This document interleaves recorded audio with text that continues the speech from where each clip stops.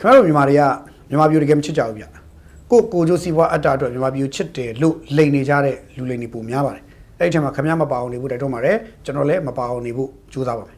ဆိုတော့ကျွန်တော်ပထမဆုံးဒီနေ့ပထမဆုံးသတင်းမပြောခင်မှာကျွန်တော်တို့ပုံမှန်ပြောနေကြအတိုင်းပေါ့နော်ကျွန်တော်တို့ရဲ့ Statesman Channel The Statesman Channel ရဲ့အပတ်စဉ်94ရာထွက်ရှိလာပါပြီအားလုံးသိတဲ့အတိုင်းပဲဒီ cover ဒီ story ပေါ့နော်အဲ့တော့အဓိက major cover story ကတော့အားလုံးသိတဲ့အတိုင်းဒီပြီးခဲ့တဲ့ရက်ပိုင်းလေးကပေါ်လို့ရိုက်နေခဲ့တဲ့73စီနဲ့ပတ်သက်ပြီးရော်ကြီးကိုဘီလီယံ940ကျော်နဲ့လာမယ့်ဇန်နဝါရီ26ရက်နောက်ဆုံးအပိတ်နဲ့ပြဿနာပေါ့နော်ပြီးတော့အဲ့မှာဖြစ်သွားတဲ့အတွေ့အကိစ္စလေးတွေ73စီဘာကြောင့်ဒီလောက်ဈေးတက်ပြီးတော့ဘာကြောင့်73စီအခုဒီရက်ပိုင်း drop တအားထိုးကျသွားပြီးတော့မြေမှာဘာတွေဖြစ်နေလဲရော်ကြီးအတွက်ဘာတွေဖြစ်ကုန်ကြလဲစသဖြင့်အဲ့အတွေ့အလေးအချို့ကိုကျွန်တော်တို့တူးဆွရတော့တူးဆွပြီးတော့သုံးသပ်ရေးသားထားတာပါဒါကတော့ဒီဘက်ရဲ့အဓိက issue ပေါ့နော်နောက်တစ်ခုကတော့ဒီပါကစ္စတန်လက်နက်ပွဲသားတွေစီကနေပြီးတော့ဒီကရင်လက်နက်ကိုင်အချို့ပေါ့နော်သူတို့ကြားဖြန့်နဲ့ဆက်ဆက်တဲ့ကရင်လက်နက်ကိုင်အချို့ကလက်နက်ပွဲသားလက်နက်တွေဝယ်ယူတဲ့လျှို့ဝယ်ယူပြီးတော့တရိတ်စိတ်ဝယ်ယူ lot like ပေါ့နော်ဝယ်ယူပြီးတော့သိမ်းပြီးတော့ပြင်ဆင်နေတဲ့ကိစ္စအချို့ကျွန်တော်တို့စုံစမ်းရရှိသလောက်ဒီမှာရေးထားတာဒါ cover story တဲ့တစ်ခုပါဒါတော့ဗိုလ်ချုပ်မှုကြီးရဲ့ဒီအဂရိအကြောင်းနဲ့ပတ်သက်ပြောတဲ့စကားလေးပါအဂရိနဲ့ပတ်သက်သူကြောသားရင်သာမခွဲကြဘဲနဲ့ရေးယူမယ်လို့သူပြောတဲ့စကားလေးသဘောကျလို့ကျွန်တော်ဒီမှာကျွန်တော်တို့ရဲ့ cover story မှာဒီမှတ်တမ်းလေးတစ်ခုဖြစ်နေဖော်ပြထားတာဖြစ်ပါတယ်နောက်တစ်ခုကတော့သူများတွေကိုအလုံးလောက်ခရတဲ့ပတ်စံလို့ကျွန်တော်ကနားလေတာအခုကျတော့ဒီမှာကြီးသူများကိုသွားပြီးထိုးချိတ်ပြီးတော့နှိပ်စက်တာကိုပတ်စံတညဘတ်6000ရတယ်ဆိုတော့ခင်ဗျာအဲ့ဒီလုတ်ကလေးရှိရင်ပေးကြပါလားလို့ပြောတော့ဖြစ်နေနော်တညဘတ်6000ရတဲ့အထိဘာလဲနှိပ်စက်တယ်ညှိမနှိပ်စက်တဲ့အလုပ်ကိုလုပ်ရတဲ့ KK ပတ်ချက်မှရှိတဲ့အလုပ်တွေရှိရဆိုတော့တွေ့ရတယ်ဒါလေးတစ်ခုပေါ့နောက်တစ်ခုကသိန်းပေါင်း9000လောက်ထိပေးပြီးတော့ရွှေတူးတဲ့အကြောင်းတွေ PDF တွေကိုသိန်းပေါင်း9000လောက်ပေးရွှေတူးတဲ့အကြောင်းတွေအဲ့ဒါတွေပဲဆက်ကျွန်တော်တို့ဒီမှာရေးထားပါတယ်အဲ့တော့ဒီရွေးကောက်ပွဲကိစ္စတွေမိုးကုတ်ရဲ့ခြေတွေဒါကြားဖြန့်ကိစ္စတွေပေါ့အဲ့ဒါနဲ့ပတ်သက်ပြီးရေးထားပါတယ်အချက်မှလည်းအခြားစိတ်ဝင်စားတဲ့အကြောင်းတွေအကြောင်းအပေါင်းများစွာပါပါတယ်နိုင်ငံရေးပါတီတွေနဲ့ပတ်သက်ပြီးတော့ကြိုတင်ပြင်ဆင်မှုမေးခွန်းထုတ်ထားတာတွေပါပါတယ်ပြည်တွင်းသတင်းနဲ့ပတ်သက်တာပါနော်နောက်တစ်ခုကဒီမြကြီးနားလိုနေရာမျိုးမှာဘာတွေဖြစ်နေလဲလက်ရှိမြကြီးနားဘာတွေဖြစ်နေလဲမေးထားပါတယ်မြောက်ပိုင်းလမ်းဖြစ်တဲ့မူဆယ်နန်းခမ်းဘက်ဒီမှာလမ်းတစ်လျှောက်မှာဘာတွေရင်ဆိုင်နေရလဲကျွန်တော်တို့မေးထားပါတယ်အဲမြေပြင်သွားနေအခြေအနေမေးထားပါတယ်နောက်တစ်ခုကနိုင်ငံရေးပါတီတွေနဲ့ကိုယ်စားလှယ်လောင်းတွေရဲ့အခြေအနေတွေဒါတွေလည်း interview တွေလုပ်ထားပါတယ်အဲ့တော့ The Statesman Channel ရဲ့ဒ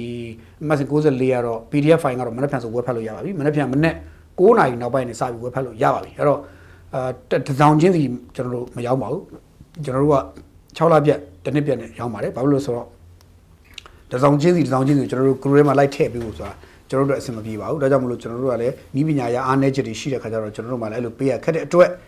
PDF file နဲ့ရောင်းတဲ့ခါမှာသက်ဆိုင်ရာဟိုတွေကိုတစ်ပတ်စာတစ်နှစ်စာ6လစာကိုရောင်းတာလေလို့လုပ်ရပါတယ်เนาะအခြားကျွန်တော်လည်းစဉ်းစားညံမမီလို့ပါနီးပညာညံမီလို့မှီတဲ့ခါကျရင်လည်းမှီတယ်လို့ကျွန်တော်စူးစမ်းပြီးတော့လုပ်ကြည့်ပါမယ်เนาะဒါလေးကတော့ကျွန်တော်လည်းပြောတာပါပြီးတော့နောက်တော့ဒီဘက်မှာကျွန်တော်တို့နီးပညာအရာအားနည်းချက်တွေရှိရင်လည်းသိခံပေးကြဖို့မြေတားရိုက်ခံပါတယ်ဟိုဒါလည်းဟိုကျွန်တော်ဒါမှဒီလိုမှမပြောဘလို့မှမပြောတတ်လို့ပါเนาะအဲ့ဒါလေးပေါ့ကျွန်တော်ဒီနေ့ပထမဆုံးသတင်းကတော့ဦးပြောင်းထောင်းပြောမှာတော့အိန္ဒိယကနေဟောဖြစ်တဲ့ဆရာတော်တစ်ပါးပေါ့နော်အိန္ဒိယပြန်လာဆရာတော်တစ်ပါးရဲ့နောက်ဆုံးရအခြေအနေလေးနဲ့ပြောပါမယ်ပြီးခဲ့တဲ့ရက်ပိုင်းမှာအားလုံးတည်ပြီးခဲ့တဲ့လအားလုံးမှတ်မိပါတယ်ပြီးခဲ့တဲ့လဒီရွှေဘူမှာ PDF တွေဖမ်းလိုက်လို့ဆရာတော်ဖမ်းခံရတဲ့ဆရာတော်တစ်ပါးရှိတယ်အိန္ဒိယပြန်ဆရာတော်တစ်ပါးပေါ့အဲ့ကိစ္စနဲ့ပတ်သက်ပြီးနောက်ဆုံးရတဲ့ information ချို့ပြောပါမယ်ဆိုတော့ဒီအိန္ဒိယမှာရှိတဲ့ဝင်းနှုတ်စီမြန်မာဆိုတဲ့ကျောင်းရှိတယ်ပေါ့နော်အဲ့ကျောင်းမှာကျောင်းထိုင်တဲ့ဆရာတော်ဒေါက်တာဝိသုဒ္ဓဆိုတဲ့ဆရာတော်ကပြီးခဲ့တဲ့နိုဝင်ဘာ9ရက်နေ့မှာပဲဒီရွှေဘူမြို့နယ်ကင်းပြားကြီးရွာနာမှာရှိတဲ့ကင်းပြားကြီးရွာနာမှာပဲ PDF ဒီဖမ်းတာခံလိုက်ရပါတယ်ဒီဆရာတော်ကရွှေဘူမြို့နယ်မြင်းစည်းရွာရဲ့ဇာတိသားဖြစ်တယ်ပေါ့နော်ဆိုတော့ဒီဆရာတော်ကအိန္ဒိယမှာကျောင်းတက်ရင်းနဲ့ကျောင်းတွေဖွင့်ပြီးတော့မြန်မာလာတဲ့လူအကုန်လုံးကူညီပေးတဲ့ဆရာတော်တစ်ပါးဖြစ်တယ်ပြောရရင်တော့အိန္ဒိယမြန်မာနိုင်ငံသာသနာပြုဆရာတော်တစ်ပါးလို့ပြောလို့ရတယ်ဒီလိုဆရာတော်တစ်ပါးကိုပြီးခဲ့တဲ့နိုဝင်ဘာ9ရက်နေ့မှာ PDF တွေကဖမ်းလိုက်ပါတယ်မြန်မာပြည်ပြောင်းနေတော့နော်ရွှေဘူမြို့နယ်ကင်းပြားကြီးရွာမှာနားမှာ PDF တွေကဖမ်းလိုက်ပါတယ်ဖမ်းတဲ့အခါဆရာတော်ကားပေါ်နေဆွဲချပြီးဖမ်းတယ်သူနဲ့သူတစ်ဖက်တကဒါရမတယောက်နဲ့တစ်ဖက်တယောက်ပါသွားတယ်အခုချိန်ထိလွတ်လာမလွတ်လာမသိရသေးဘူးเนาะပြီးတော့အဲ့ဆရာတော်ရဲ့ကျောင်းလက်ရှိရှူမှာရှိတဲ့သူ့ရဲ့ကျောင်းကို PDF တွေကိုကားလာပို့ခိုင်းတယ် PDF တွေကားလာပို့ခိုင်းတယ်အဲ့ဆရာတော်ရှိတဲ့ကျောင်းကကားတွေအဲ့ဆရာတော်ရဲ့ပတ်စံပိုင်ဆိုင်မှုတွေအကုန်လုံး PDF တွေကလာပြီးပို့ခိုင်းလို့တော့ပို့ပေးရတယ်ပို့ပေးမယ်ဆရာတော်ပြန်မလွတ်ပေးဘူးအဲ့လိုမလွတ်ပေးနေအခုဆိုနိုဝင်ဘာ9ရက်ကနေဒီနေ့ဆိုရင်ဒီဇင်ဘာ23ရက်ကိုရောက်လာပြီပြီးတော့တစ်လကျော်လာပြီနောက်ဆုံးရ information ကဘာလဲမင်းဆရာတော်ကို PDF တွေကတက်ဖြတ်လိုက်ကြပြီဆိုတဲ့သတင်းကျွန်တော်တို့စထွက်လာပါတယ်အဲ့တော့ပြောရရင်တော့ကျွန်တော်တို့ဟိုလိုပြောရရင်တော့လူကိုခွေးတက်လေခြင်းပေါ့နော်လူကိုခွေးတက်လေခြင်းခွေးမှာခွေးယူတွေခွေးရိုင်းနေအဲ့လိုလူကိုတက်တယ်လို့ဒီပဲတက်ရောက်ပါတယ်အဲ့တော့ဒီ ဒီဆရာတော်တစ်ပါးကိုဒီလိုတပ်ဖြတ်လိုက်တယ်ဆရာတော်ကပြန်တော်မူသားရှာပြီးဆိုတဲ့တရေကထွက်ပေါ်လာပြီဖြစ်တယ်ဒါကိုသက်ဆိုင်ရာ PDF တွေကတော့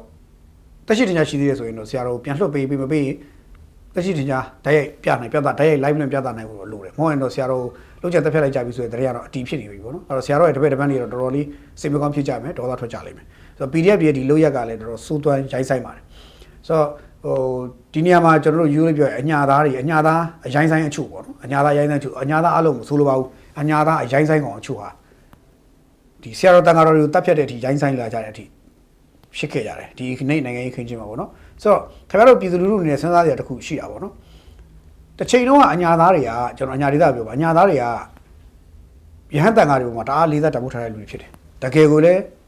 းလေးစားတမိုးထားတယ်ပေါ့နော်လေးစားတမိုးထားတယ်အဲ့အညာဒေသပဲတကယ်ဒိဋ္ဌိကြီးဆရာတော်တန်ဃာတော်ကြီးထွက်ကြတာ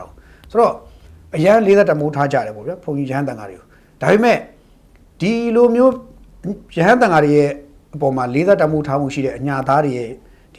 စိတ်แท้ကိုဒီလိုမျိုးရိုင်းဆိုင်တဲ့စိတ်တွေဝင်လာစေတာကဘသူကလုပ်တာလဲအဲ့လိုအယောင်တွေဝင်သွားစေတာဘသူလုပ်တာလဲဘယ်လိုလူတွေကရိုက်ထည့်လိုက်တာလဲပေါ့တချို့ကပြောမယ်စစ်တပ်ကအာဏာသိမ်းမှတော့လို့တချို့ကသုံးလိမ့်မယ်ဆိုင်လို့လားပေါ့စစ်တပ်ကအဲ့လိုလုပ်တာနဲ့ရဟန်းတန်ဃာတွေနဲ့ဗာဆိုင်လို့လေမိကုန်းနေဘာမှမဆိုင်ပါဘူးအဲ့တော့ဒီလူတွေရဲ့ရင်ထဲမှာဒီလိုရဟန်းတန်ဃာတွေလည်းတတ်ရမဖြတ်မယ်ဆိုတဲ့ဒီရိုင်းဆိုင်တဲ့စိတ်ဝင်သွားရခြင်းအကြောင်းရဲ့တရခန့်ဟာနိုင်ငံရေးသမားနီးပိန်းနိုင်ငံရေးသမားတွေနဲ့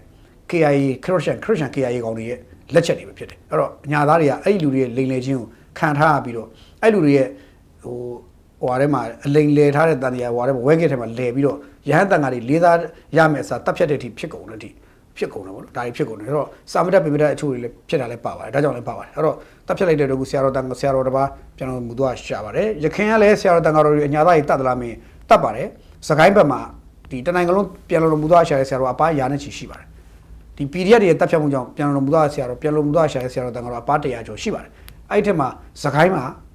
60ရာခိုင်နှုန်းချက်မနေစကိုင်းမှာဖြစ်ခဲ့ပါတယ်ဆိုတော့အညာသားတွေကတော်တော်လေးကိုအဲ့လောက်ဖြစ်သွားတယ်ဆိုတော့တွေ့ရတယ်တော်တော်ဟိုစိတ်မကောင်းစရာပါနော်အဲ့တော့နိုင်ငံတော်အနေနဲ့လည်းဒီလိုမျိုးကိစ္စတွေမှာရအောင်သေးချာဖော်ထုတ်ပြီးတော့ဒီကောင်တွေကိုထိရောက်တဲ့အရေးမှုတွေတံပြန်ထိရောက်တဲ့ပြည်ထံပေးမှုတွေလုပ်ဖို့တော့လိုတယ်ဗျမဟုတ်ရင်ကျွန်တော်တိုင်းပြည်ကတိတ်ပြီးတော့ရင်သားဖို့ကောင်းတယ်ဒီလက်ရှိအိတ်ဆရာတော်အနေနဲ့လည်းဒါပြန်တော်မူသွားရှာပြီးလို့တရင်ရထွက်ပေါ်လာတဲ့အတွက်ကျွန်တော်တို့မှမပြရတယ်စုံစမ်းမေးမြန်းရေးလုပ်ရပါတယ်အဲ့တော့သက်ဆိုင်ရာသူနဲ့နှိစက်တဲ့ဆရာတော်တန်ခါတော်တွေရဲ့ပြောကြားချက်တွေအရဆိုရင်တော့ဒီနေ့အထိသူတို့ဆက်သွယ်နေတယ်ဘဲမှာဘလို့မှဆက်သွယ်လို့မရအစနာလည်းမရတော့ဘူးတဲ့ပြီးတော့ဆရာတော်ရဲ့ပိုင်ဆိုင်တဲ့ပစ္စည်းတွေကိုလာပြီးသူတို့ယူသိမ့်သွားတယ်မှားသွားတယ်ပြီးတော့ဘာမှဆက်သွယ်မလုပ်ဘူးဆရာတော်နဲ့ပတ်သက်လို့လည်းဘာသတင်းမှမကြားဘူးအဲ့တော့သူတို့စိတ်ပူတယ်တချို့ကတော့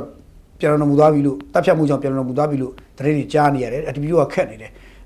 ဖြစ်နိုင်ရင်တော့ပြန်လွှတ်ပေးသေးခြင်းနဲ့မရဘူးဆိုလို့ရှိရင်လည်းအလောင်းရရင်လည်းအလောင်းပေါ့ဗျာပွင့်လည်းပြောအဲ့လိုပြန်တောင်းတဲ့အထိဖြစ်လာတယ်ပေါ့နော်ဆရာတော်ရဲ့ယုတ်ကလလေးပြန်ရရင်လည်းရပေါ့ပြန်တောင်းတယ်ဖြစ်လာတယ်ဒါပေမဲ့ယုတ်ကလတော့ပြန်ရခြင်းနဲ့ရခြင်းမှာရတော့မယ်အထိဖြစ်သွားတယ်လို့ကြားပါတယ်ဒါကတော့ကြားတဲ့သတင်းမှာစိတ်မကောင်းလည်းဖြစ်ရတယ်အဲ့တော့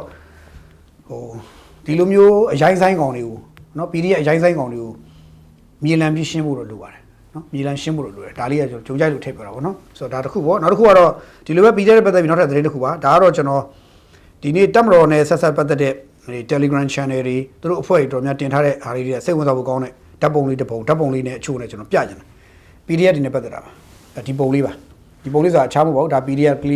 ညီငယ်လေးတာပါသူထိုင်နေတဲ့ပုံလေးကိုတခြားကြည့်ကြည့်ပါထိုင်နေတဲ့ပုံလေးကြည့်ကြည့်ရင်တွေ့ရမယ်ဆိုတော့သူထိုင်နေတဲ့ပုံလေးကိုကျွန်တော်ကြည့်တယ်နောက်တစ်ခါဒုတိယပုံမှာကျတော့တက်မတော်သားတွေနဲ့ရဲတပ်ဖွဲ့ဝင်တွေတက်ဒေသတာဝန်ရှိသူတွေသူဒီချာရေးစကားပြောနေပုံစံလေးကငင်းငိုင်ငူငိုင်လေးဖြစ်နေတာတော့တွေ့ရတယ်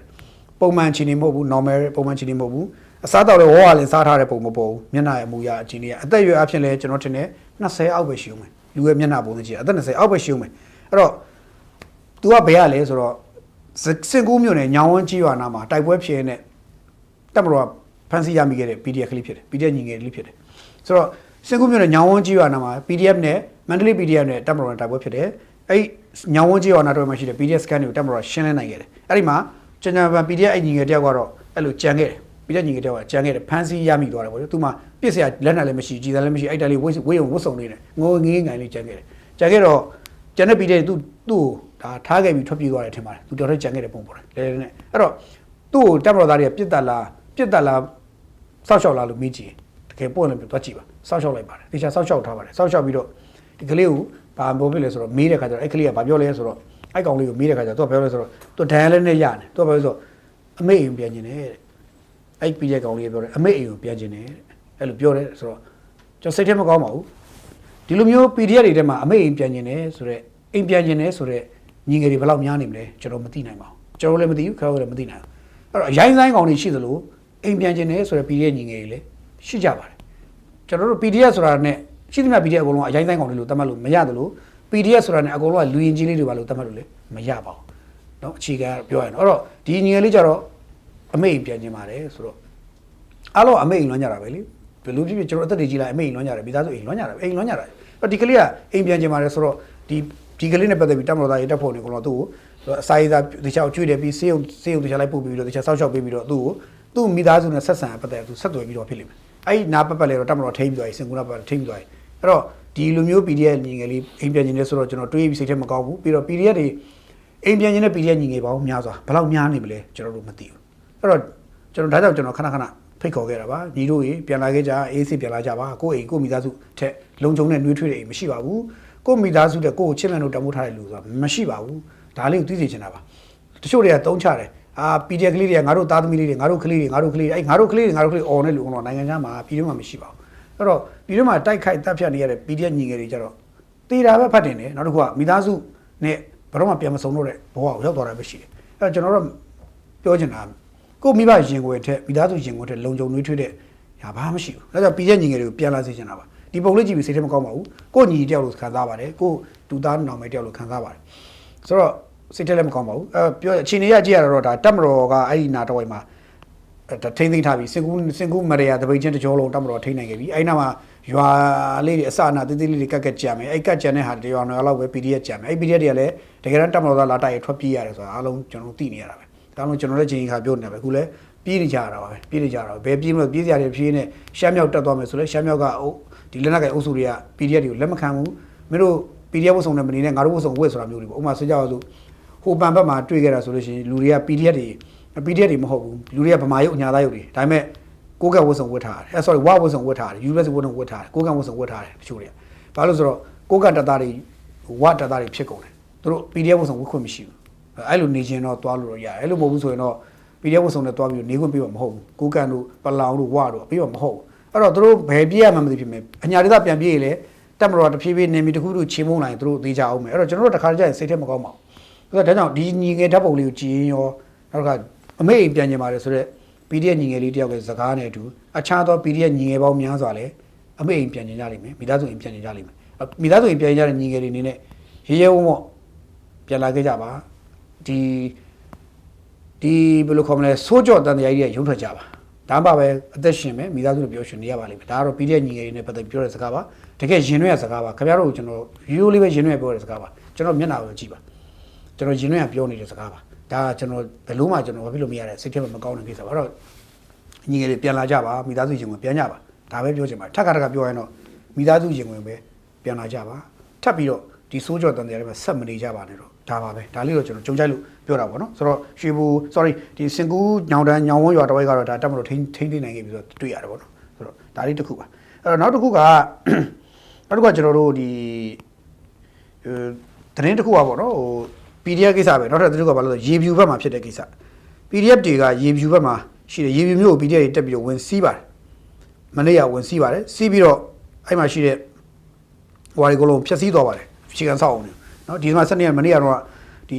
တန်းတိုင်းတဲ့ကြီးရေဖြူနဲ့အနောက်ဘက်ခြမ်းမှာရှိတဲ့ဌာနဆိုင်ရာအဆောက်အုံတွေပေါ့နော်ဘာတွေပါလဲလို့မေးရင်တော့အများကြီးပဲရဲစခန်းပါမယ်နော်ရဲစခန်းတွေလည်းပါတယ်ပေါ့ဗျာဒီရုံးတွေဌာနဆိုင်ရာအဖွဲ့တွေပေါ့ရုံးတွေအကုန်အများကြီးပါပါတယ်12ရက်နေ့က PDF တွေဖွဲ့တွေအုံနေချင်းနဲ့ဝင်ချလာတယ်တဲ့ဒီမှာ12ရက်နေ့မနေ့9နာရီ10နာရီလောက်ကပေါ့နော်အဲရေဖြူနောက်ဘက်ခြမ်းမှာရှိတဲ့မြို့မရဲစခန်းနဲ့ခေါင်းဆောင်တွေကို NRCC အဖွဲ့ KNU နဲ့ PDF အဖွဲ့တွေကနေပြောက်ဘက်ခြမ်းနဲ့ဝင်လာပြီးတိုက်ပွဲဖြစ်တယ်လက်ကြီးလက်ငယ်ဖြစ်တယ်ပြီးတော့မြို့တောင်ဘက်ခြမ်းမှာရှိတဲ့ဒါလုံချိုးတပ်ဖွဲ့ဝင်တွေကိုလည်းစစ်ကူမလာနိုင်အောင်ဖြတ်တောက်တိုက်ခိုက်တယ်ပြီးတော့မြို့မရဲစခန်းတင်ဘက်ကိုကျူးစားတယ်နောက်တစ်ခါရေဖြူနောက်ဘက်မှာရှိတဲ့အဆောက်အဦတွေစော်ဌာနဆိုင်အဆောက်အဦတွေပေါ့ဘာတွေပါလဲဆိုတော့ထွေအိုယုံတတော်ယုံစုပေါင်းယုံပြည်သူစေယုံဘန်ဝန်ထမ်းအိမ်အစရှိတဲ့အဲ့ဒါတွေကိုလုံးမီးရှို့သွားတယ်အကုန်မီးရှို့အဲ့မီးရှို့ရတဲ့ဗီဒီယိုတွေတက်လာပါတယ်အခုဆိုသူတို့ပြည်ပြင်းမီဒီယာတွေမှာအများပြတက်နေပါတယ်ဆိုတော့ဟိုမီးရှို့ပြီးတော့ရေဖြူဆိုတာမြို့ကတိတိလေးပါမြို့တိတိလေးမှာရှိတဲ့ဟိုဌာနဆိုင်ရာယုံတွေကိုဝင်ပြီးတော့မီးရှို့ပြီးတော့ပြန်ထွက်သွားတယ်ဆိုတော့သူတို့ဘာရသွားလဲပေါ့သူတို့ဘာရသွားလဲပေါ့ဆိုတော့အဲ့လိုတက်ပြီးမီးရှို့ပြီးတော့မြို့ပေါ်တက်ပြီးတော့နိုင်ငံပိုင်အဆောက်အဦတွေပြည်သူပိုင်အဆောက်အဦတွေကိုမီးရှို့ပြီးပြန်သွားတာကိုသူတို့ကအောင်ပွဲရပြီးပြန်သွားတယ်လို့ထင်နေတယ်တကယ်နိုင်ငံတော်ပစ္စည်းတွေဆုံးရှုံးသွားတာသူတို့ရဲ့ပစ္စည်းတွေလည်းဆုံးရှုံးသွားတာသူတို့လည်းပိုင်တယ်ဒီပစ္စည်းတွေ ဒါပေမဲ့သူတို့ပစ္စည်းတွေကိုလည်းဆုံးရှုံးတယ်လို့ခေါ်တယ်ဗျသူတို့အဲ့ဒါကိုတွေးမိကြတဲ့ပုံမပေါ်ဘူးဒီနိုင်ငံမှာစာအုပ်တွေကိုဖျက်ဆီးတာပြည်သူ့ပစ္စည်းတွေကိုဖျက်ဆီးတာကိုယ်တိုင်ကိုယ့်ရဲ့ပတ်စံကိုကိုယ်တိုင်မီးရှို့ဖျက်ဆီးနေအတူတူပဲဆိုတော့သူတို့မေ့နေပုံရတယ်အဲ့ဒါကျွန်တော်တို့ပြည်သူတူတယောက်ချင်းစီအားလုံးရဲ့ဒီအခွန်အခတွေကနေရပြီးအခွန်အခတွေကနေပြီးတော့ဒီအစာအုပ်တွေဖြစ်လာတာလမ်းနေထားတွေဖြစ်လာတာအဲ့ဒါကိုကျွန်တော်တို့မေ့နေကြတယ်အဲ့ဒီလူတွေမေ့နေကြတယ်အဲ့တော့သူတို့လောက်တတ်တာဗာလဲဖျက်ဆီးရေးရလွယ်ပြီးတီဆောင်းရေးမလုပ်တတ်ဘူးဆိုတော့တီဆောင်းရေးမလုပ်တတ်တာဖျက်ဆီးရေးပဲလိုက်လို့ပြီးတော့သူတို့တော်လန်ရေးလို့ခေါ်တယ်ဒါပေမဲ့သူတို့တော်လန်ရေးလို့တတ်ထားတဲ့ခေါင်းစဉ်ကဟိုဖျက်ဆီးရေးတွေကြီးပဲအစာအုပ်တွေလိုက်ဖြစ်တယ်နိုင်ငံပိုင်အစာအုပ်တွေဖြစ်တယ်အများပြည်သူတွေအစာအုပ်တွေဖြစ်တယ်ဒါတွေလိုက်ဖြစ်တာသူတို့တော်လိုင်းကြီးလို့ခေါင်းစဉ်တက်တယ်မှန်သလားဗျာခင်ဗျားတို့စဉ်းစားကြည့်စမ်းပါပြည်သူလူထုအနေနဲ့စဉ်းစားပါအဲ့တော့တော်တော်လေးတော့စိတ်မကောင်းစရာပဲအဲ့တော့စာအုပ်တွေဖြတ်ပြီးတော့ဘာဖြစ်လဲသူတို့အဲ့မြို့သူတို့နိုင်ရသွားတာဆိုတော့မြို့လည်းမရပြန်ဘူးမြို့လည်းမရဘူးမြို့အိမ်ထွက်ပြီးသွားတယ်ဝင်လာတယ်မီးတွေရှို့တယ်ကုန်ရှို့အားကိုနိုင်နေဖုန်းဟိုပြစ်တီပြရှောက်ပြစ်တယ်ပြစ်လည်းပြီးတော့စာအုပ်တွေကိုမီးတွေရှို့ခဲ့တယ်ပြီးရင်ပြန်ထွက်ပြီးသွားတယ်စစ်ကြောင်းလည်းလိုက်လာထွက်ပြီးကုန်အဲ့တော်လိုင်းကြီးတယ်အဲ့လိုပုံစံနဲ့သူတို့အစိုးရဖြစ်မယ်လို့သူတို့ကသူထင်နေရလားမသိအဖြစ်မောင်သမားတွေဖြစ်တာအကြမ်းဖက်သမားတွေဖြစ်ကုန်တော့သူတို့မစဉ်းစားကြဘူးဗျ။ကျွန်တော်တို့တော်တော်စဉ်းစားမရဘူးဒီလူတွေရဲ့အုံတော်တွေထဲမှာသွားအုံတော်တွေထဲမှာပုံမှန်ချင်းနေမဟုတ်တော့တဲ့အနေထားမျိုးရောက်နေတော့သွားတွေ့ရတယ်။ဆိုတော့ဖြက်စီးရေးသမားတော့ဖြက်စီးရေးပဲလုပ်တာပါဗျာ။ကျွန်တော်တို့တီဆောက်ရေးသမားတွေကတော့ပုံလည်းပြောရင်ဒီဖြက်စီးတီဆောက်ထားတဲ့အရာတွေပျက်စီးသွားတော့ကြည့်ပြီးစိတ်ထဲမကောင်းဖြစ်ရတယ်။ဖြစ်နေမကောင်းဖြစ်ရပါတော့။ဒါကရေးပြူမှာဒါမနေ့ကဖြစ်သွားတဲ့ကိစ္စလေးဒီနေ့ထည့်ပြောတာပါ။အဲ့တော့ပြည်သူလူထုအနေနဲ့လည်းဒီလိုမျိုးဖြက်စီးရေးသမားတွေကိုတိုင်းပြည်ရဲ့ဘန်နာတွေဖြက်စီးတယ်ပြည်သူလူထုရဲ့အပိုင်ဆိုင်မှုတွေဖြက်စီးတဲ့လူတွေကိုမှခင်ဗျားတို့ကတမက်ကိုတခိုးထင်နေသေးအဲ့ဆိုတခိုးတမက်လို့ထင်နေသေးရင်တော့ခင်ဗျားတို့ဘောပြစ်လိမ့်မယ်တခိုးကတခိုးပဲတမက်ကတမက်မတူဘူးဗျခင်ဗျားတို့ဘာဖြစ်နေလဲဆိုတော့ဟိုအစိတ်ပေကိုပန်းသီးလို့ထင်ပြီးပန်းမင်လို့ထင်ပြီးပန်းသီးမင်လို့ထင်ပြီးရေလောင်းနေကြတယ်အစိတ်ပေကိုရေလောင်းရင်တော့ထွက်လာမှအစိတ်သီးပဲစားရလိမ့်မယ်တေတော့မှခင်ဗျားတို့ကငါတို့ပန်းသီးချင်လို့ရေလောင်းမိတာပါလို့မပြောပါနဲ့အစိတ်ပေရေလောင်းလို့ပန်းသီးဖြစ်မလာပါဘူးနော်ဒီကြတော့ပန်းသီးမစားပါဘူးအစိတ်ပေရေလောင်းပြီးပန်းသီးစားရတယ်ဆိုတော့မှားနေပါလိမ့်မယ်အဲ့တော့ခင်ဗျားတို့လောင်းနေတာအစိတ်ပင်လားပန်းသီးစိတ်ပင်လားပန်းသီးစားခြင်းလို့အစိတ်ပန်းသီးပင်လားဆိုတော့ခင်ဗျားတို့သိကြဖို့လိုပြီလို့ကျွန်တော်မြင်နေဗျဒါလေးကကျွန်တော်ပြည်သူလူထုပြောတာပါနော်ဆိုတော့ဒါတစ်ခုပေါ့နောက်တစ်ခုကဒီလိုမျိုးဆက်နေတာတစ်ခုပေါ့နော်ဒီနေ့လဲမုံရွာဘက်မှာ gyrocopter ပြက်ကြတယ်ဆိုတဲ့သတင်းလေးဒီနေ့ထွက်လာတယ်ဗျအဲ့ဒါလေးလေးစိတ်ဝင်စားဖို့တော့ကောင်းတယ် gyrocopter ပေါ့နော်ဒါကတော့ကျွန်တော်သတင်းဖြစ်နေပြောရမယ်နည်းနည်းပဲထည့်ပြောတာပါဟိုဒီနေ့မုံရွာဘက်မှာပေါ့နော်gyrocopter ဆိုတာကလည်းအားလုံးသိတဲ့အတိုင်းမှာဟောပါဗျာဟိုဒီတိုက်ပွဲတွေမှာလေ့ကျင့်ရေးမှာတိုက်ပွဲတွေမှာသုံးတဲ့ဟာလေးပဲပါပါတယ် gyrocopter ဒီမုံရွာခြေစိုက်ပေါ့နော်မုံရွာခြေစိုက်တိုင်းစစ်ဌာနချုပ်တွေကနေ gyrocopter 3စီးစမ်းသပ်တယ်လို့ကြားတယ်ဒါမုံရွာ revolution ဆိုတဲ့သူတို့အဖွဲ့တင်ထားတာသူတို့လည်းကြက်ဓာတ်ပုံတွေပဲထွက်လာတာတွေ့ရတယ်ဆိုတော့ဖြစ်လက်ဖြစ်နိုင်ရည်လည်းရှိလာဆိုတော့ဖြစ်မယ်ထင်တာပဲပေါ့ဗျာဒါပြောရခက်တယ်ပျက်စီးဒါဟိုမတော်တဆဖြစ်နေတာဗျာနော်ဟိုဖြစ်နေတာအဲ့တော့ gyrocopter ပြန်တန်းရင်းနဲ့ Mixler shuttle လေတပ်ကနေပြီးတော့ရောက်ရှိလာတဲ့3စီးပေါ့နော်အဲ့ဒါကိုမုံရွာနောက်မြို့တိုင်းစစ်ဌာနချုပ်ရောက်လာတဲ့3စီးဒီနေ့17ရက်နေ့ညနေပိုင်းမှာတဲ့ပြန်တန်းရင်းနဲ့ပြက်ကျသွားတယ်ဆိုတဲ့သတင်းတွေထွက်လာတယ်အတီတော့ပြုလို့မရသေးဘူးပေါ့နော်ဒါကတော့ဒီမပြုအစိုးရဘက်ကတော့ဒီပြုမှာတော့မဟုတ်ပါဘူးအဲ့တော့ပြက်ကြတော့မောင်းနေသူတွေလည်းထိခိုက်တယ်ရရှိတယ်သေဆုံးတယ်ရှိတယ်လို့ကြားပါတယ်အဲ့တော့ဒါဖြစ်တတ်ပါတယ်ဒါတော့မှတော်သေးတာပေါ့ဗျာသူတို့ပြစ်ချရလို့မပြောတာကံကောင်းကျွန်တော်တို့စီမှာရှိရတဲ့အတိုင်းသိရတဲ့အတိုင်းပဲ PDF တွေကတပ်မတော်ရဲ့ရဟရင်တွေလေးနေတစ်ခုခုများဆက်ချိုရေးလို့တစ်ခုခုဖြစ်နေတော့သူတို့ပြစ်ချတယ်ကြီးပဲပြောတာဆိုတော့ဖြစ်တတ်ပါတယ်စက်ပစ္စည်းက gyrocopter တွေဘာလို့ကဖြစ်တတ်ပါတယ်သူကဟိုစက်ပစ္စည်းဖြစ်တဲ့ခါကျတော့ပြန်တန်းနေ error ဖြစ်တာမဖြစ်ဘူးလို့ပြောနိုင်ဘူးကားမောင်းရင်လည်းကား error ဖြစ်တာလေရင်လည်း error ဖြစ်တာသင်္ဘောတွေ error ဖြစ်တာ cycle error ဖြစ်တာဒါမျိုးတွေကဖြစ်တတ်တဲ့ဟာတွေပါเนาะအဲ့တော့ဟိုဖြစ်တဲ့သဘောဒီနေ့ဒါလေးဒီသတင်းလေးထွက်တယ်ဆိုတာလေးတော့ကျွန်တော်တို့ထည့်ပြောတော့ဗောနော်အဲ့တော့ကျွန်တော်တို့တော့အများကြီးဒီပြုမပြုလို့ပါဘူးအစိုးရလည်းဘာမှမပြောတဲ့အတွက်ကျွန်တော်တို့လည်းဒါဟုတ်ပါတယ်မဟုတ်ဘူးလို့ဒီမပြုချင်ပါဘူးဒါမဲ့သတင်းကတော့ထွက်လာတယ်လို့ကျွန်တော်တို့ပြပြချင်တာပါเนาะနောက်တစ်ခုကကျွန်တော်တို့ KIA ကိစ္စရဲ့တရုတ်ကိစ္စရဲ့ကျွန်တော်ဒီပြောရမှာတရုတ်ကိစ္စအချမ်းမဟုတ်ပါဘူးတရုတ်ကိစ္စကเนาะတရုတ်ကပြည်သူ့လုံခြုံရေးဝန်ကြီးဌာနပေါ့နော်ပြည်သူ့လုံခြုံရေးဝန်ကြီးဌာနရဲ့လက်ထောက်ဝန်ကြီးပေါ့နော်လက်ထောက်ဝန်ကြီးပေါ့သူပြည်သူ့လုံခြုံရေးဝန်ကြီးဌာနရဲ့လက်ထောက်ဝန်ကြီးမစ္စတာလီယိုကျုံးကြီးပေါ့လီယိုကျုံးကြီးနဲ့သူ့ရဲ့အဖွဲ့ဝင်တွေကမနေ့ကနော်ပြည်ထောင်ဝန်ကြီးဒုတိယဗိုလ်ချုပ်ကြီးထွန်းထွန်းအောင်တို့အဖွဲ့ကိုလာတွေ့သွားပါတယ်နော်ပြည်ထောင်ဝန်ကြီးရဲ့ပြည်ထောင်ဝန်ကြီးဗိုလ်ချုပ်ကြီးဒုတိယဗိုလ်ချုပ်ထွန်းထွန်းအောင်ရဲ့နောက်ဒုဝန်ကြီးဗိုလ်ချုပ်အောင်ကျော်ကျော်ရဲ့တွေ့ရတယ်ဗိုလ်ချုပ်အောင်ကျော်ကျော်ကိုအစည်းအဝေးထဲမှာတွေ့ရတဲ့အတွက်ဒါ AC ဖြစ်သွားပြီလို့ safe ဖြစ်သွားပြီလို့ပြောလို့ရအောင်နော်ဘာလို့သူနဲ့ပတ်သက်ထွက်ခဲ့တဲ့သတင်းတွေအကုန်လုံးနဲ့ပတ်သက်ရင်အရေးမကြီးတော့ဘူးဆိုပုံစံသွားတွေ့ရဓာတ်ပုံမြင်လိုက်ကြတဲ့အော်ဒါဆိုတော့ဒါဗိုလ်ချုပ်အောင်ကျော်ကျော် AC ပဲလို့ကျွန်တော်မြင်လိုက်ပြီပေါ့နော်ဒါတစ်ချက်ပေါ့ဆိုတော့ဒီဒုတိယဗိုလ်ချုပ်ကြီးထွန်းထွန်းအောင်ကိုလာပြီးတော့တွေ့တဲ့ဒီပြည်သူ့လုံခြုံရေးဝန်ကြီးဌာနရဲ့လက်ထောက်ဝန်ကြီးမစ္စတာလီယိုကျုံးကြီးကမြောက်ရီကိုလည်းကူတာကျွန်တော်ထင်ဒီနေ့ရောက်တော့ရောက်ပြီလားမသိဘူးမြောက်ရီလည်းဆက်သွားမယ်လို့ပြောတယ်မြောက်ရီပဲရှိကြားဖြန့်မြေပြင်ခြေတွေသူကလည်းသွားကြည့်မယ်ပေါ့ဗျာတော်ကြည့်ပေါ့တပ်မတော်ကနေမြေရှင်းလင်းရေးလုပ်နေတဲ့ကြားဖြန့်တဲ့ပတ်သက်ရှင်းတဲ့နေရာတွေကိုလီယိုကျုံးကြီးကသူကိုယ်တိုင်သွားကြည့်မယ်လို့ သတင်းတွေကြားရတယ်ပေါ့နော်သူကိုယ်တိုင်အဲ့လိုကြည့်ပဲလို့ကျွန်တော်သတင်းကြားတယ်တွားကြည့်ရောက်လို့ပြီလားမသိဘူးပေါ့နော်ဆိုတော့သူတို့တွားတဲ့နေရာမှာလျိုကျုံးကြီးနဲ့ဟိုကနေကမြန်မာအစိုးရဒီပြည်ထောင်ဝင်ကြီးနဲ့စကားပြောကြတဲ့အခါမှာပါလာတဲ့ information ချို့ရှိတယ်အဓိကတော့ online scam ပေါ့နော်ကြားဖြန့် online scamming ပေါ့ online scam လုပ်တဲ့ဟာဒီဒါနဲ့ပတ်သက်ပြီးတော့နှစ်နိုင်ငံပေါင်းဆက်နှိမ်နှင်းဖို့ညှိနှိုင်းဆောင်ရွက်ဖို့ဒါတွေပြောတယ်ဒါပေမဲ့အဲ့ဒီမှာဒီဒေသတွင်းနိုင်ငံတွေပဲပေါင်းဆက်ညှိနှိုင်းလုပ်ကြရမယ်လို့ပြောတာဒေသတွင်းနိုင်ငံတွေပဲအခြားနိုင်ငံတစ်ခုပြည်ပနိုင်ငံတစ်ခုခုဝင်ရောက်ဆွတ်ဖက်မှုလက်မခံဖို့ online လိမ်မှုလောင်းကစားတိုက်ဖျက်ရေးဘိုးကော်မတီရဲ့လုပ်ငန်းစဉ်နဲ့ကိုတရုတ်နိုင်ငံတွေထောက်ခံကြောင်းနဲ့ပူးပေါင်းပါဝင်ပြီးတော့အရှိန်အဟုန်မြင့်အကောင့်တွေပေါ်ပူးတွဲလုပ်ကြမယ်ဆိုတော့ပြောတာပြောရတော့ဗျာဒီကြားပြတ်နေတဲ့ပတ်သက်ရင်မြန်မာရဲ့ထိုင်းရဲ့လာအိုကမ္ဘောဒီးယားဗီယက်နမ်စတဲ့ဒီဒေသတွင်းနိုင်ငံတွေတရုတ်ရဲ့အားလုံးတို့ပဲပေါင်းရှင်းကြမယ်ကွာဟိုအပြင်ကောင်မဝင်စီနဲ့ပြည်ပနိုင်ငံတစ်ခုမဝင်စီနဲ့ပေါ့ဒီလိုပုံပြောတာဆိုလိုတာကတော့ဗျာပြည်ပနိုင်ငံတစ်ခုဆိုတာကတော့အမေရိကန်နိုင်ငံပေါ့ဗျာလူရင်းပြောရရင်တော့အမေရိကန်နိုင်ငံဝင်မလာစီနဲ့ဒါငါတို့ပဲရှင်းကြမယ်ကြိတ်ရှင်းကြမယ်ငါတို့ပဲရှင်းကြမယ်ဆိုတဲ့ပုံမျိုးလာပြီးလက်ဝါးချင်းလာကြိုက်တာပေါ့နော်ဆိုတော့လျိုကျိုးကြီးတို့အုပ်စုတရုတ်လျိုကျိုးကြီးတို့အုပ်စုလာပြီးအဲ့လိုလက်ဝါးချင်းကြိုက်တာမှန်သလားဆိုတော့တရုတ်နေတွေကတော့အဲ့လိုလက်ဝါးချင်းသူရိုက်မှာပဲဗျာဘာလို့ဆိုတော့တချို့ data တွေ leak ဖြစ်သွားလို့မရဘူးတချို့ data တွေ leak ဖြစ်သွားရင်တရုတ်နိုင်ငံရေးရစိတ်မချအောင်တရုတ်နိုင်ငံရဲ့အုပ်ချုပ်ရေးရတရားကြီးတစ်ခုလုံးကစိတ်မချအောင်ဘာလို့ဆိုတော့ဒါတော့ကျွန်တော်ပြောရင်တချို့တွေချက်ဆိုနှစ်ခွက်မီးတောက်ဖို့အသင့်ပဲထင်တယ်တရုတ်နိုင်ငံတွင်းမှာလည်းအာဏာလွန်ဆွဲဖို့တွေကနောက်မှမဖြစ်လာဘူးလို့မပြောနိုင်ဘူးပြောရရင်တော့ဆိုရအပြောင်းလဲတွေနိုင်ငံရေးအပြောင်းလဲတွေကြီးကျယ်ဖြစ်မသွားဘူးလေမပြောနိုင်ဘူးဘာလို့ဆိုတော့ဒီကြားဖြန့်ရဲ့နောက်ွယ်မှာမြုပ်နေတဲ့တချို့သောဇလန်တွေကအကြီးကြီးရှိနေတယ်တရုတ်စစ်တပ်နဲ့တရုတ်အစိုးရရဲ့ကြားထဲမှာရောနောက်ကွန်မြူနစ်ပါတီကြားထဲမှာသုံးဘက်တိုင်ကြားထဲမှာရောအဲအကြောင်းတွေမထလာဘူးလို့မပြောနိုင်ဘူးဘာကြောင့်ဒီကြားဖြန့်ကိစ္စအကြီးတယ်ဒါကြောင့်မလို့သူတို့ကအမေရိကန်ပါလာတဲ့ဟာကိုတရုတ်ကတိတ်လက်ခံခြင်းနဲ့ပေါ့မပေါ်ဘူးပေါ်တဲ့အတွက်သူကမြန်မာပြည်အစိုးရလာညှိတယ်လာညှိပြီးတော့တို့လက်ဝါးရဲကြအောင် online scamming လုပ်တဲ့ခါမှာတို့ online scam တွေနှိမ်နေတဲ့ခါမှာတို့တွေချင်းချင်းကြမယ်အပြင်မှာပါစေနဲ့ဆိုတာမျိုးသူကမြန်မာကိုလာပြောတာမြန်မာအဓိကဖြစ်နေတော့ပြီးရင်တရုတ်ကသူထိုင်းကိုပြောမယ်လာအိုကမ္ဘောဒီးယားတော့သူကခုတ်ကလှမ်းဆွဲထားနေတယ်သူရတယ်သူပြောနိုင်တယ်ထိုင်းကိုလည်းသူတော့ပြောမှာပေါ့နော်သူပြောလိမ့်မယ်ဆိုထိုင်းကလည်းလောလောဆယ်မှာသူတရုတ်နဲ့မပတ်သက်လို့မရတဲ့အခြားဆိုထိုင်းကလည်းတရုတ်ပြောတဲ့စကားကိုနည်းနည်းနာစွန့်မယ်ပေါ့နော်စသဖြင့်အဲ့တော့တရုတ်ရဲ့စိုးရိမ်ချက်ကိုမြန်မာထင်ကျွန်တော်တို့မြင်လိုက်ရတယ်တရုတ်ဒီပြည်ပနိုင်ငံတစ်ခုဆွတ်ဖက်လာမှာကိုသူတော်တော်ကြောက်နေတယ်ကျွန်တော်တို့ထက်သူပိုကြောက်သူကြောက်ပုံရတယ်ကျွန်တော်မြန်မာကြောက်အောင်မှာမြေပြင်မှာဖြစ်မှာကျွန်တော်မြန်မာကြားဖြတ်မြေပြင်ကကျွန်တော်တို့မြန်မာဖြစ်နေတာလက်ရှိချိန်နေမှာဆိုတော့ကျွန်တော်တို့ကြောက်ရမယ်ဆိုတာတရုတ်ကပိုပြီးစိုးရိမ်နေတဲ့ပုံပေါ်နေတယ်ဆိုတော့တော်တော်လေးစိတ်ဝင်စားဖို့ကောင်းတယ်အဲ့တော့နိုင်ငံရေးအရာဆိုတော့နိုင်ငံတော်ကြီးကဲတွေဒါကိုလှလှပပနဲ့လှုပ်သွားတတ်လိမ့်မယ်လို့ကျွန်တော်တို့ကောက်ချက်ချတယ်ဘာပြောကျွန်တော်စိတ်ဝင်စားပါတယ်ဒီကိစ္စကိုလူကျိုးကြီးကိုယ်တိုင်တော့ဒီရောက်လာရတယ်ဆိုတာကသူရောက်လာတဲ့ခါမှာသူ့ဟာသူလာအပြည့်ပြည့်လာလဲတာမဟုတ်ဘူးဒါတရုတ်နိုင်ငံတော်ကြီးကဲတွေရှိရမူဝါဒတွေပါလာပုံရတယ်ဘာလို့ဘာသာပြောဆိုတဲ့မူဝါဒတွေပါလာပုံရတယ်အဲ့မူဝါဒတွေနဲ့ဒီဝါလာစကားပြောပြီးတော့သူဒါမြောက်တွေကိုသူတွားမယ်ပေါ့မြောက်တွေရောက်လောက်ပြီလို့ကျွန်တော်ယူဆပါတယ်ကျွန်တော်ရုပ်သားထွက်ပြီးတဲ့အချိန်မှာမြောက်တွေရောက်ပြီးနေလောက်ပြီလို့ကျွန်တော်ခံမှန်းပါတယ်အဲ့တော့ရောက်ပြီးမြောက်တွေမှာရှိတဲ့ခုနက KK Park တူရွှေကုတ်ကူလို့နောက်တစ်ခါဒီပါခေါ်လဲကြောက်ခက်တူမင်းလက်ပံတို့အစရှိတဲ့အဲ့မှာ online scamming လုပ်တဲ့နေရာတွေအကုန်လုံးသူပတ်ပြီးတော့တွားလို့ရတဲ့နေရာမှာသူလိုက်တွားမယ်သဘောရှိတယ်အဲ့တော့တရုတ်ကဒုဝင်ကြီးလာမယ်ဆိုလို့ရှိရင်လက်ထောက်ဝင်ကြီးလာမယ်ဆိုလို့ရှိရင် BGF ကော DKB ရော KNU ကလူတွေရောအကုန်လုံးကတခုလိုရဲမယ်ထင်လို့လားလှုပ်ရဲမယ်မထင်နဲ့သူတို့လှလှုပ်ရင်တရုတ်ကလမ်းကြိတ်မှာလှုပ်ရင်တရုတ်ကကြိတ်မှာဘာလို့ဆိုတရုတ်ကလက်ခံမှာမဟုတ်ဘူးသူလက်ထောက်ဝင်နိုင်ငံခြားရေးလက်ထောက်ဝင်ကြီးလက်ထောက်ပြည်သူလူရေးဝင်ကြီးကိုပို့လွတ်ထားတယ်ဆိုတာရှင်းပြောရင်တော့အရေးကြီးကိစ္စရှိလို့လွတ်တာအားနေလွတ်တာမဟုတ်ဘူးပြီးတော့အဲ့ဒီလိုပဲတရုတ်ဘက်ကပြည်သူလူရေးဘက်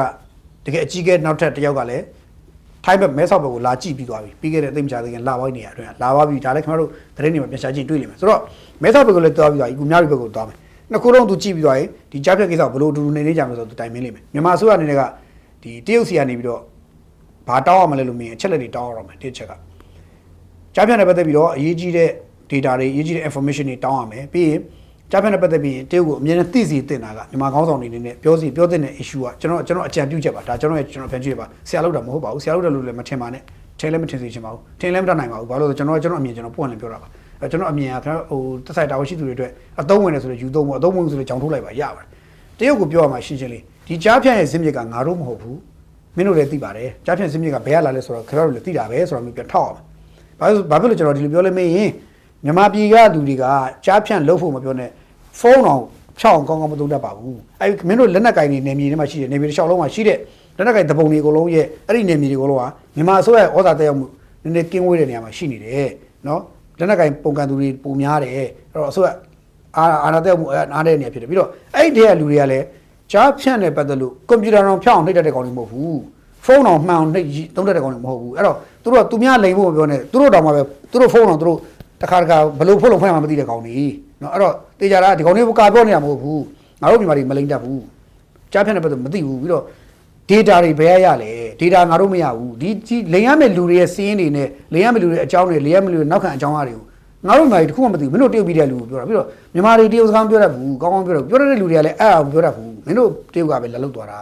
ပြီးမင်းတို့တရုတ်ကပဲ Starlink တွေဝယ်တယ်ထိုင်းဘက်ကအင်တာနက်တွေရအောင်ယူတယ်ယူပြီးတော့မင်းတို့ပဲလုပ်တာရေမီးလည်းမင်းတို့ပဲအင်တာနက်မင်းတို့ပဲကွန်ပျူတာလည်းမင်းတို့ကွန်ပျူတာတွေပဲမင်းတို့ရှယ်ကွန်ပျူတာတချို့ကွန်ပျူတာတွေဆိုလို့ရှိရင်နော်ဟိုအင်္ဂလိပ်စလုံးတော့မပါဘူးအခြေခံတွေအားလုံးရဲ့ဒီအကုန်လုံးရဲ့ဟိုမျိုးစေ့တွေရေလောင်းပေါင်းတင်တာတွေအပင်ကြီးထွားနှုံးတွေဘာတွေညာတွေအကုန်လုံးကမင်းတို့ကြီးပဲဒါပေမဲ့ခက်တာမြေကငါတို့မြေကမင်းအပင်လာဆိုင်တာအဲ့တော့ငါတို့ခံရတာငါတို့ဖြစ်နေတယ်ဘလို့တရုတ်ပြည်မှာဖြစ်နေတဲ့ပြဿနာငါတို့မြန်မာအဆိုးခုဖြစ်နေတယ်ငါတို့မြန်မာရောနိုင်ငံဂုဏ်သိက္ခာမင်းတို့တရုတ်ပြည်မှာကြာဆင်းနေတာမင်းတို့ပြန်ဖတ်ဆယ်ပေးအဲ့ဒါဆိုရင်ငါတို့လည်းပူပေါင်းပါအောင်ပေးမယ်ဒါမျိုးတွေနဲ့ညီနိုင်တိုင်ပင်ပြီးတော့သွားရမှာကျွန်တော်တို့ဘက်ကအသာစီးပြန်ယူဖို့လိုတယ်ဒါဟာကျွန်တော်တို့ဘက်ကအသာစီးယူရမယ်အကွက်တစ်ခုဖြစ်တယ်နိုင်ငံရေးအရာကျွန်တော်တို့ကရှင်းပြစူးတစ်ချောင်းဖြစ်နေထားရမယ်အရာလို့ကျွန်တော်မြင်တယ်ကျွန်တော်တို့အစိုးရတချို့ဟိုသူ့ရိုးနဲ့သူ့ပြန်ထိုးတတ်ဖို့လိုမယ်လို့ကျွန်တော်မြင်တယ်ထိုးတတ်လိမ့်မယ်လို့လည်းကျွန်တော်ကောက်ချက်ချတယ်အဲ့တော့မနေ့ဖြန်မှာဗိုလ်ချုပ်ဇော်မင်းထွန်းသတင်းစာရှင်းလင်းပွဲလုပ်ရင်လည်းသူဘာတွေပြောမလဲတော့ကျွန်တော်တို့မသိဘူးကျွန်တော်ကကြားဖြန့်ဟာမြန်မာနိုင်ငံကံကြမ္မာနဲ့တိုက်ရိုက်သက်ဆိုင်နေတယ်လို့ကျွန်တော်တော့ပြောချင်ပါတယ်သက်ဆိုင်တယ်ကြားဖြန့်မြန်မာနိုင်ငံအနာဂတ်ကံကြမ္မာနဲ့တိုက်ရိုက်သက်ဆိုင်နေတယ်ကြားဖြန့်ဆိုတော့ဒီကံကြမ္မာနဲ့သက်ဆိုင်နေတဲ့နိုင်ငံရဲ့ကံကြမ္မာနဲ့သက်ဆိုင်နေတဲ့ဒီကြားဖြန့်ကိစ္စကိုမြန်မာအစိုးရခေါင်းဆောင်တွေဟာပနနဲ့အရေးချင်းရှိနဲ့ကိုင်တွယ်နေတယ်လို့ကျွန်တော်လောလောဆယ်ကောက်ချက်ချတယ်လောလောဆယ်ကောက်ချက်ချတယ်အဲ့တော့နိုင်ငံတကာဘယ်လိုပဲဆွဆွမြန်မာခေါင်းဆောင်တွေကသူ့မှာချက်လက်ထောက်ထားခိုင်းမှာကင်ပြီးတော့တစ်ချက်ချင်းပြန်ပြီးတော့ရှင်းထုတ်နေတယ်လို့ကျွန်တော်တို့မြင်တယ်เนาะအဲ့တော့တရုတ်လူကျိုးကြီးလည်းဒါပွင့်လည်းပြောရရင်တော့သူလည်းတော်တော်လေးတော့ဟိုလာပြီးတော့တရုတ်ကခေါင်းဆောင်တွေရဲ့တရုတ်ခေါင်းဆောင်ကြီးတွေရဲ့ညွှန်ကြားချက်ရလာပြီးတော့ဒီမှာလာလောက်ရတ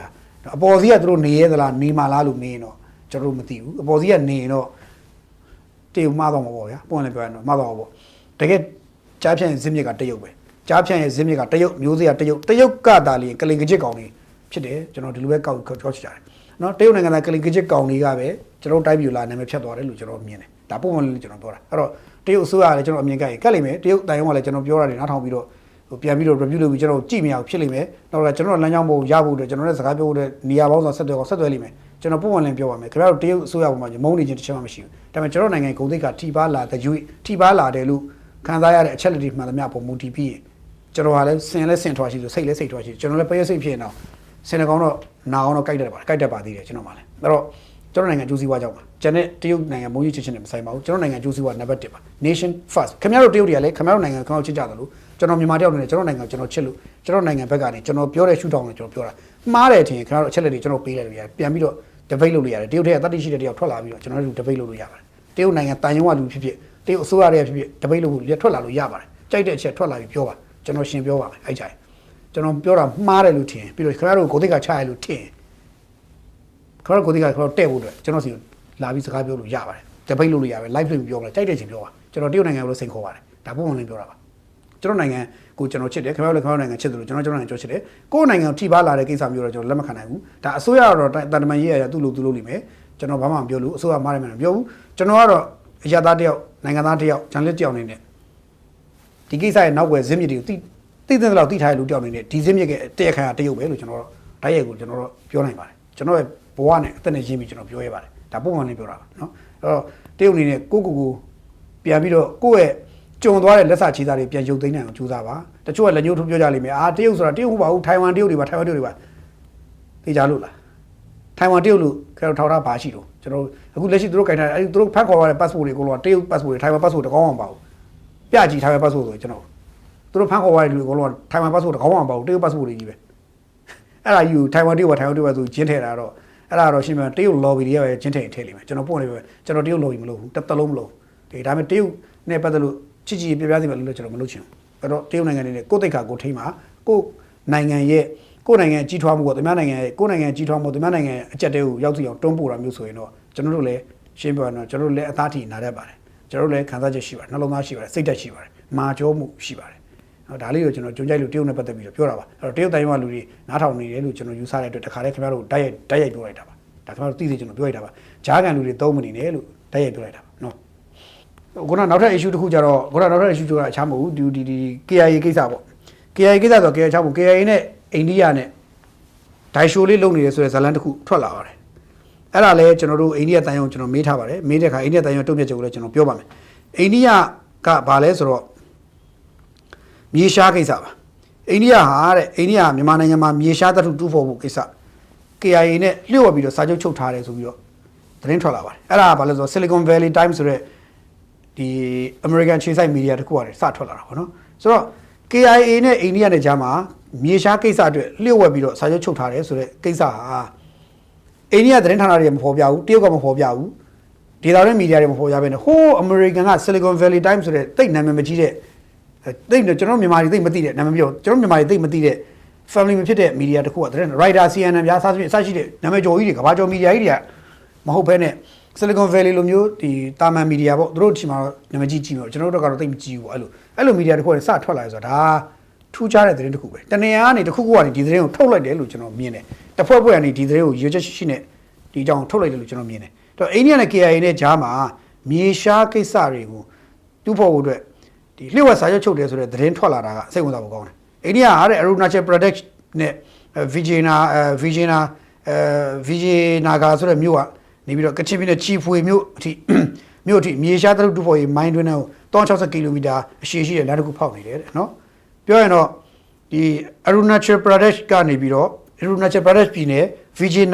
Vijayanagar မြို့ကနေပြီးတော့ကချင်ပြည်နယ်ချီဖွေမြို့အထိ365 ကီလိုမီတာရှည်တဲ့လမ်းတစ်ခုဖောက်နေတယ်အဲ့ဒါဘာလို့ဆိုမြေရှားသတ္တုတူးဖော်ရေးမိုင်းတွင်းကိုတွားဖို့လုပ်တယ်တဲ့နော်အဲ့ဒါမြန်မာအစိုးရနဲ့သဘောတူမှုမရှိဘဲနဲ့ခွင့်ပြုချက်လည်းမရဘဲနဲ့အိန္ဒိယ KIA နဲ့ပေါင်းပြီးလုပ်တာဆိုပြီးတော့ပြောတယ်ပြီးတော့ KIA ကိုလက်နက်နဲ့ဆေးဝါးတွေကိုကူညီမှုတွေလုပ်ကောင်းလုပ်လိမ့်မယ်လို့ဒါအဲ့ Silicon Valley တိုင်းကဖော်ပြတယ်အဲ့တော့ဒီကိစ္စနဲ့ပတ်သက်လို့တော်တော်စိတ်ဝင်စားဖို့ကောင်းတဲ့ issue ကတာဖြစ်လာပြီအဲ့တော့အိန္ဒိယကမြန်မာအစိုးရကိုကြော်ပြီးတော့ KIA နဲ့စာချုပ်ခိုးချုပ်တယ်ဆိုရင်အိန္ဒိယကမြန်မာအစိုးရမှာမိတ်ဆွေကောင်းမပြီးသားပဲနောက်ကျောဓာတ်နဲ့ထိုးတာပဲအိန္ဒိယအဲ့လိုလုပ်ခဲ့တောက်ကျောဓာတ်နဲ့ထိုးတာခုချိန်ထိအိန္ဒိယနဲ့ပတ်သက်လို့ရှိရင်ကျွန်တော်အကောင်းမြင်ထားသေးတယ်ဒါပေမဲ့ဒီလိုမျိုးနိုင်ငံတော်ကိုကြော်ပြီးတော့နောက်ကျောဓာတ်နဲ့ထိုးတယ်အလုပ်ကိုအိန္ဒိယလုပ်ရင်အိန္ဒိယကကျွန်တော်တို့ထားတဲ့အိန္ဒိယဘောထားတဲ့ကျွန်တော်တို့ရဲ့ထားတဲ့လေးစားမှုကိုတက်စော်ကားတယ်လို့ကျွန်တော်မြင်တယ်ကျွန်တော်တို့လေးစားမှုစော်ကားတယ်လို့ကျွန်တော်မြင်တယ်အဲ့တော့အိန္ဒိယအနေနဲ့စဉ်းစားဖို့လိုတာကဒီသတင်းဟာတကယ်ဖြစ်လားမဖြစ်လားဆိုတော့အိန္ဒိယတရားဝင်မီဒီယာတွေနိုင်ငံပိုင်ကနေတရားဝင်ကြီးညာဖို့လိုတယ်ဟုတ်မဟုတ်ကိုတရားဝင်ကြီးညာဖို့လိုခိုးကြောင်ခိုးပဲလည်းမလုပ်သင့်ဘူးပေါ်တင်မဲ့လည်းမလုပ်သင့်ဘူးပြောရရင်တော့မြန်မာအစိုးရဒေါ်လာပုံကန်နေတဲ့တပုံအုပ်စုတွေတွားစကားပြောပြီးတော့ကိုရိုးစီးပွားအကျိုးမြတ်ရှာတယ်ဆိုတာနိုင်ငံသားကောင်းလုပ်ရမဟုတ်နိုင်ငံကြီးဂုံတိတ်ခါရှိတဲ့နိုင်ငံတစ်ခုကလုပ်ရမဟုတ်ဘူးအဲ့တော့အိန္ဒိယကဂုံတိတ်ခါရှိတဲ့နိုင်ငံတစ်ခုကိုခံယူထားရင်ဒီလိုလုပ်ရမျိုးကိုခိုးကြောင်ခိုးရလည်းမလုပ်ရဘူးပေါ်တင်လည်းမလုပ်ရဘူးမြန်မာအစိုးရခွင့်ပြုရင်ဘာမှမလုပ်သင့်ဘူးအေးမလုပ်ဘဲအဲ့တော့မလုပ်တယ်ဆိုရင်တော့ပုံမှန်လင်းပြောရတော့ဒါကျွန်တော်တို့နိုင်ငံပေါ်မှာစော်ရတာလို့ခေါ်တယ်အဲ့တော့အိန္ဒိယအတိုင်းအောင်ကျွန်တော်တို့ဆက်သွယ်မေးပါတယ်အိန္ဒိယတာဝန်ရှိသူတွေကျွန်တော်တို့ဆက်သွယ်မေးပါတယ်မေးတဲ့အခါမှာဒီသတင်းတွေအခြေမြင့်မရှိတဲ့သတင်းတွေပါမဟုတ်ပါဘူးလို့ပြောတယ်ဒါပေမဲ့ဒါသူတို့အပြောပါကျွန်တော်အိန္ဒိယကိုလည်းစိုးရိမ်တယ်။ဘာစိုးရိမ်လဲဆိုအိန္ဒိယဆိုတဲ့မျိုးကလည်းအိန္ဒိယဆိုတဲ့မျိုးကလည်းဒီ9ပြည်နယ်ပေါ့ဒီဘက်မြန်မာနဲ့ချိတ်ဆက်နေဒီ9ပြည်နယ်ရဲ့လူတွေက7 sister state ပေါ့နော်။အဲ့ဒီ9ပြည်နယ်ကလည်းပွင့်လည်းပြောရင်ဖွံ့ဖြိုးတိုးတက်မှုနောက်ကျကြံခဲ့တဲ့အခါမှာဒီပြည်ဘိုးအစိုးရနဲ့သူတို့ကြားမှာသိပြီးတော့အစဉ်ပြေလှတာလည်းမဟုတ်ဘူး။ဘိုးအစိုးရအဲ့တော့တော်တော်ထိန်းချောင်းနေရတဲ့သဘောရှိတယ်။ပြီးတော့9ပြည်နယ်ကဟိုဘာခေါ်လဲဆိုတော့မြန်မာနဲ့တအားနီးစပ်ပြီးတော့ဒီတရုတ်ပြည်နယ်ကိုလည်းတအားကတ်နေတယ်။ဆိုတော့9ပြည်နယ်တဲကတချို့သောဒီဝင်းကြီးချုပ်တွေတချို့သောနေပါခေါ်လို့ဆိုဗီဇမကောင်းတဲ့နိုင်ငံရေးသမားတွေက KIA နဲ့တော့စကားမပြောဘူးလေမပြောနိုင်ဘူးအဲ့တော့အစိုးဘ ਹੁ ဆိုကတော့ကျွန်တော်တို့မဟုတ်ဘူးမလုပ်ဘူးလို့မဟုတ်ပါဘူးမရှုပ်ပါဘူးမင်းထင်တယ်လို့မယုံပါဘူးလို့ပြောကောင်းပြောရင်ပဲပြည်နယ်တွေကတချို့လူတွေမလုပ်ဘူးလို့လည်းမပြောနိုင်ဘူးဒါကြောင့်မို့လို့ရှင်းပြရင်ဒီကိစ္စကနိုင်ငံတော်အစိုးရမြန်မာအစိုးရအနေနဲ့လည်းဒီကိစ္စပေါ်မှာတည်တည်ချာလေးစောင့်စည်းပြီးတော့လေ့လာကြည့်တဲ့လို့ကျွန်တော်မြင်တယ်မဟုတ်ရင်အိန္ဒိယလည်းကျွန်တော်တို့နောက်ကျောထားတဲ့ထူတယ်လို့မလုပ်ဘူးလို့ကျွန်တော်မပြောနိုင်တဲ့အတွက်ကျွန်တော်လည်းတန်တရားရှိပါတယ်ဒါအိန္ဒိယနဲ့ပတ်သက်တာအဲ့တော့အခုချိန်မှာတော့နေမင်းကစားတွေမပြောလို့သေးဘူးဒါပေမဲ့အိန္ဒိယအနေနဲ့ဒီသတင်းထွက်လာပြီဆိုရင်အိန္ဒိယကတရားဝင်တည်တည်ကြကြရတာနိုင်ငံပိုင်သက်ဆိုင်ရာနိုင်ငံမီဒီယာတွေကနေရှင်းဖို့လိုတယ်ကျွန်တော်တို့မြန်မာပြည်သူလူထုရဲ့တန်တရားတွေကိုစိတ်ရှင်းသွားအောင်လုပ်ပြီးဖို့လိုတယ်စာချုပ်စာတမ်းမရှိခဲ့ဘူးဆိုရင်ဘလို့မရှိခဲ့တာဘလို့ဖြစ်ခဲ့တာဒီသတင်းရဲ့နောက်ွယ်စင်းမြစ်ကဘယ်ကဘလို့ဆိုဖော်ထုတ်ပြီးတော့အမှန်တိုင်းချပြပြောဖို့လိုတယ်မဟုတ်ရင်အိန္ဒိယကကျွန်တော်တို့ရဲ့လေးစားမှုတွေအပေါ်မှာသူတို့အပေါ်မှာကျွန်တော်တို့ထားတဲ့လေးစားမှုအပေါ်မှာကျွန်တော်တို့စော်ကားတယ်လို့ကျွန်တော်ကပြောရမှာလို့ဖြစ်နေတယ်အဲ့တော့အိန္ဒိယအနေနဲ့ဒီချက်ပြန်စဉ်းစားကြည့်ချင်ပါတယ်ဒါအသေးချာစဉ်းစားဖို့လိုပါတယ်နော်နှစ်နိုင်ငံချစ်ကြည်ရေးကတချို့ကိစ္စတွေကြောင့်ဘာမဟုတ်တဲ့တပုံတယောက်ကိုတွားပတ်သက်ပြီးတော့နိုင်ငံချစ်ကြည်ရေးပြပြရတယ်ဆိုတာဟာမ မကောင်းပါဘူးတမိုင်းမှလည်းမကောင်းအင်းစိန်မှလည်းမကောင်းမယန်းကုန်းမှလည်းမကောင်းပါဘူးเนาะဒါတော့တိဖို့တင့်တယ်လို့တော့ကျွန်တော်အိန္ဒိယတိုင်ဝမ်ကိုပြောချင်ပါတယ်ဒါအိန္ဒိယတိုင်ဝမ်နဲ့ပတ်သက်တာเนาะဆိုတော့နောက်တစ်ခုကကျွန်တော်ဒီနေ့တော့ USGB ကိစ္စလေးကျွန်တော်တို့ပြောပါမယ် USGB ကိစ္စပြည်ခိုင်ပါတီကိစ္စပါပြည်ခိုင်ပါတီကိစ္စအခြားမဟုတ်ဘူးဗျပြည်ပြင်းမီဒီယာချို့ကပြည်ခိုင်ပါတီနဲ့ပတ်သက်ပြီးတော့ဝေဖန်သုံးသပ်တာလေးတစ်ခုလုပ်လာတယ်သူသုံးသပ်တာလေးကိုကျွန်တော်စိတ်ဝင်စားလို့ကျွန်တော်ဒီနေ့တမင်ထည့်ပြောတာပါသုံးသပ်တာလေးစိတ်ဝင်စားဖို့ကောင်းတယ်ပြည်ခိုင်ပါတီနဲ့လည်းဒါလေးကိုကြည့်ပြီးတော့နည်းနည်းလေးကိုယ့်ဟာကိုပြန်ပြီးတော့တချို့ဟာလေးကိုယ့်ကို review ပြန်လုပ်တင်တယ်ပေါ့နော်ဒါလေးပြောချင်တာ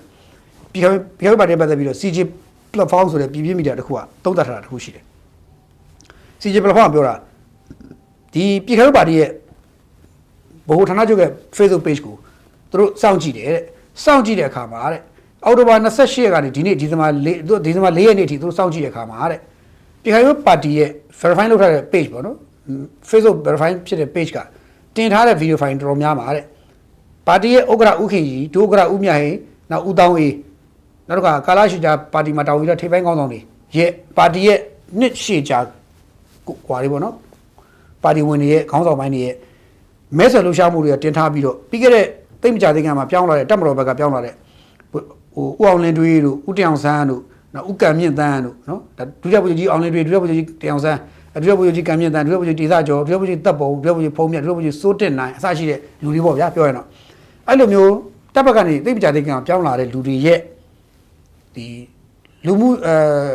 စေုံလှုပ်ဆောင်မှုတွေအားလို့အဲ့ဒီ Facebook မှာတိတ်တင်တာတိတ်မတွေ့ရဘူးလို့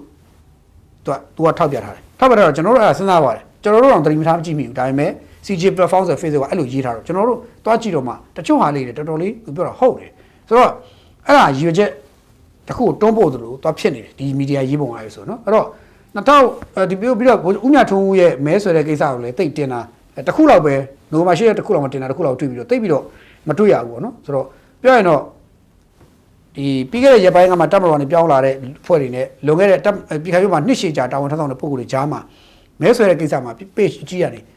လှုပ်ဆောင်မပေးဘူးလားဆိုတဲ့မေးခွန်းတွေဖြစ်လာတဲ့အတွက်ပြည်ခိုင်အနေနဲ့ဒါလေးကသူများဝေဖန်စရာတော့ဖြစ်နေတဲ့အတွက်ဘာပြောဒီပြည်ခိုင် page ကြီးကိုဂိုင်းတဲ့သူတွေအနေနဲ့လည်းဒီတစ်ချက်ကိုတစ်ချက်လေးသတိမမေ့စေချင်ပါဘူးမပေါ်ရောက်စေချင်ဘူးတော်တော်လေးပါပြအရေးကြီးပါတယ်တိုင်းဟိုဘာပြောဒါတွေကတစ်ဖက်ကထောက်ပြစရာဖြစ်လာပြီဆိုကြတဲ့ပြင်သင့်တာလေးတွေပြင်လိုက်ခြင်းအဖြစ်ပူကောင်းတဲ့စူးစီးကြည့်လက်မှုတွေတွေ့ရမှာဖြစ်ပါတယ်အဲ့တော့ပြည်ခိုင်အနေနဲ့လည်းဒါလေးတွေသတိထားတင်တယ်လို့ကျွန်တော်တို့အကြံပြုပါတယ်ဒါကျွန်တော်အကြံပြုချက်ပါဒါကြောင့်နေတိုင်းလည်းပြည်ခိုင်လူတွေအမြင့်ကပ်ပုံမှန်နဲ့နေတိုင်းလည်းဒီကောင်ကျွန်တော်တို့တမင်လုပ်ပါတယ်လို့ပြောနေဘူးပြောမရဘူးပြည်ခိုင်မှာလည်းတချို့လူတော်တွေရှိသလိုတချို့ကြောင်ကြားတွေလည်းရှိတယ်ဆိုတော့ကျွန်တော်လည်းမပြောရဘူးနည်းနည်းပဲအဲ့လိုပဲပြောရတာကောင်းတယ်နော်ဆိုတော့ဒါလေးကြုံကြလို့ထည့်ပြောတာပါနော်အဲ့တော့ကျွန်တော်ဒီနေ့တင်ဆက်မှုလေးတော့ကျွန်တော်ဒီလောက်နဲ့ပဲအဆုံးသတ်ချင်ပါတယ်ဘာလို့ဆိုတော့မနက်ဖြန်ကျွန်တော်တို့အသင်းစာရှင်းလင်းပွဲကဘာတွေထွက်လာမလဲဆိုတော့သိချင်တဲ့ကျွန်တော်အချိန်လေးပေးအောင်ပို့လို့ပါကဲအားလုံးပဲကိုယ်စားသိရှိပါတိုင်းပြည်ပေါ်စေနာမှထားပါသစ္စာရှိပါကိုယ်နိုင်ငံသားချင်းချင်းအပြန်အလှန်တက်ဖြတ်နေကြတာကိုလက်ခုပ်လောဝါ TV ပျော်နေတဲ့လူမိုက်လူရန်ကလူတက်အချမ်းဖက်အားပေးသမားခမားဖြစ်နေသလားဆိုတော့ပြန်လည်မျိုးတစ်ပါလို့ပြောရင်းနဲ့ခုနိုင်